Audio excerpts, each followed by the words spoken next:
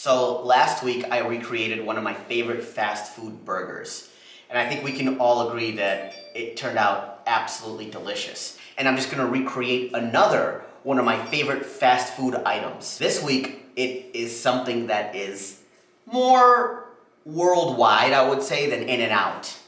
And this right here, I think can give you a hint. And I'm not throwing any slander, but when we associate Taco Bell with food, we think of dog meat, we think of the shits, we think of everything that it does to our intestinal system, but we also think about how damn good it is. So today, I want to recreate the Crunchwrap Supreme and compare it with Taco Bell's Crunchwrap Supreme. And I'm gonna put my own twist on it. Oh, Stizzy, that tastes so good. So here I have a fresh Crunchwrap Supreme from Taco Bell. I said fresh, but you know what I mean. How fresh can fast food get, really? Especially when it's Taco Bell.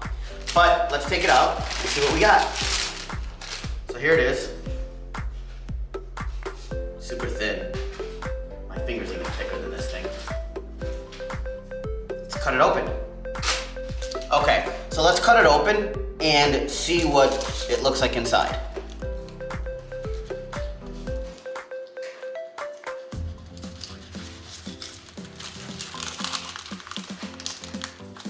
So let's see what we have in it. So I'm seeing obviously flour burrito tortilla, meat, iceberg lettuce, tomatoes, some sour cream, and this crunchy part, which is not so crunchy anymore. Let's take a bite and see what it tastes like.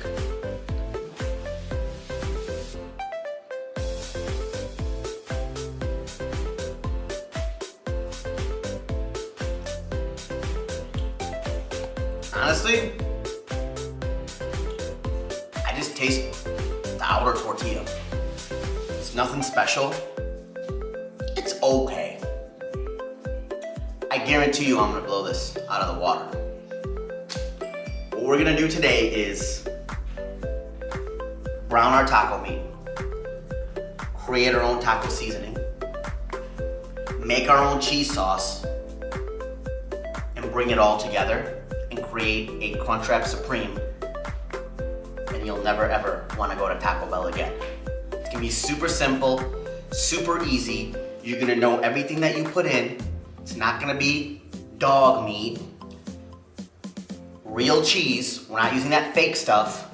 All these ingredients are gonna be available at your local grocery store, and there's no question mark on what they are. Let's get to it. So we're gonna first begin by making our homemade taco seasoning. And if you want to use the taco seasoning packets, feel free to do so. If you want to make my taco seasoning, I'll have the description of all of the ingredients that I used, all the spices down below. So feel free to make that. It's super easy, it's super simple. I just know some people don't always have all these spices in their cabinets. I happen to have it, so it just makes sense that I make mine all.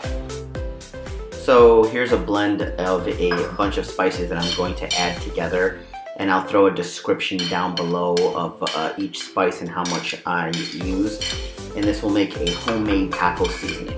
Again, feel free to use the packet if you'd like, but if you have the ingredients, make your own.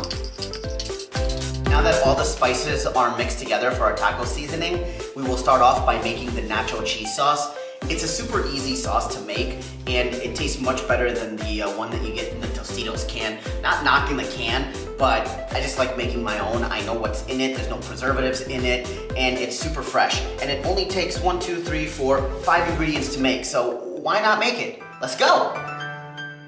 Preheat a medium saucepan on medium-high heat, and add in 2 tablespoons of butter, and melt that butter down. And once the butter is melted, you are going to add equal parts of all-purpose flour, so 2 tablespoons, for those of you who don't know how to count.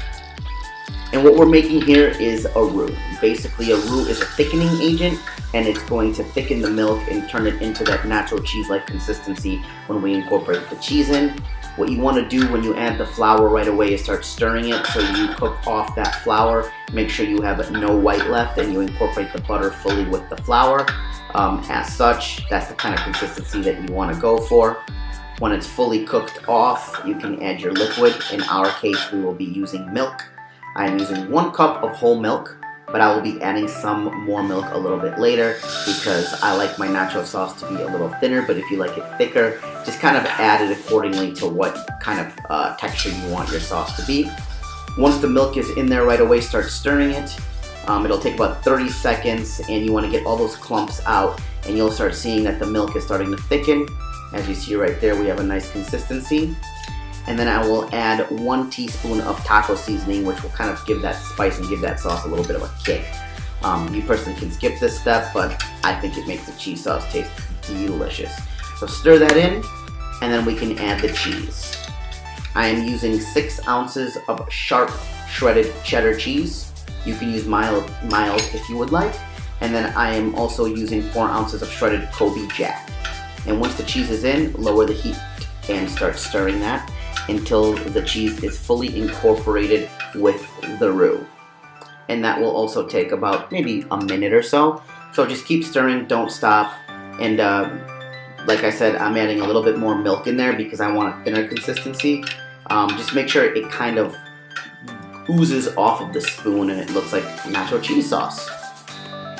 And I will show you right now what that looks like. So we have the cheese sauce all finished and it's just sitting there on low heat waiting for us to finish with our meat. And we are using 80-20 ground beef, just like I always use. And let's get to the skillet and start cooking this bad boy. Preheat a skillet on medium-high heat and add in your ground beef. You do not need any oil or butter in the pan because the meat already has fat in it. So you're good to go. And once that hits the pan, start breaking the meat up right away. You want it into small little taco meat chunks. And once that's fully cooked, it took me about 6 minutes to cook a pound. You want to drain all that excess fat that was built up there. And then you can come back with 2 tablespoons of your taco seasoning of choice. Once that's in, I will add 2 tablespoons of tomato paste and 3/4 of a cup of water. And you might need to add a little bit more water after you are done mixing that up. Just make sure everything is incorporated well and it's not dry looking. So kind of like what you see right there. We finished the taco meat, we made the taco seasoning, we made the nacho cheese sauce. So now it's time to assemble and make this Crunchwrap Supreme come together. Your large burrito flour tortilla and add your desired amount of taco meat into the center. Follow that with your nacho cheese sauce. Stir it up, make sure it's nice and velvety, and layer that right on top, just as so. Spread it evenly over the beef, and then you can add your tostada shell. Follow that up with a dollop of sour cream and use the back of the spoon to evenly spread it all over your tostada. Next, we will add iceberg lettuce, and finally, chopped Roma tomatoes. And now we can begin making the oh so famous Crunchwrap shape. And from what I learned, it's a hexagon. Shout out Gabriel Gonzalez for helping me out in geometry class. Wouldn't be able to make this video without you, bud. I made an extra fold, but just make sure it looks uniform, that's all. Preheat a pan on medium heat for 2 minutes and place your Crunchwrap face down. You want to press on it to make sure that the heat seals the folds. And once you get a nice golden brown color, you want to flip it and do the same thing on the other side for about another minute. And then you're ready to eat.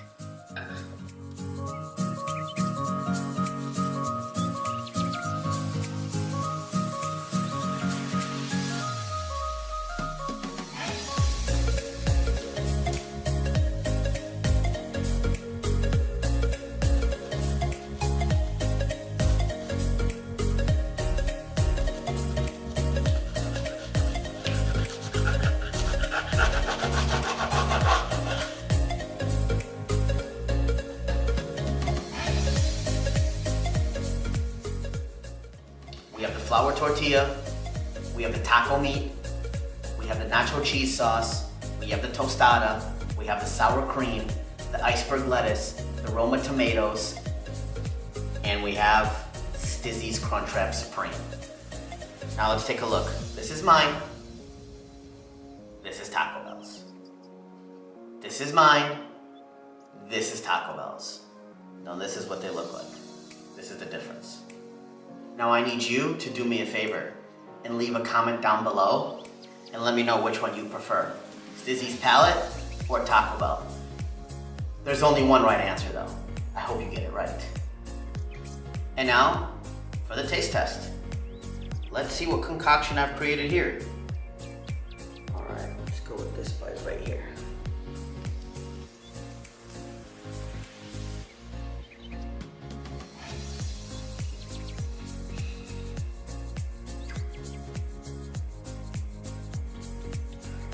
If you're the executive chef at Taco Bell, call me. I got you. Because that's not it. This right here is what you should be selling. Absolutely incredible. Mwah. Krasavchik. Kitchen wrist twisted like a stir fry. In the kitchen wrist twisted like a stir fry.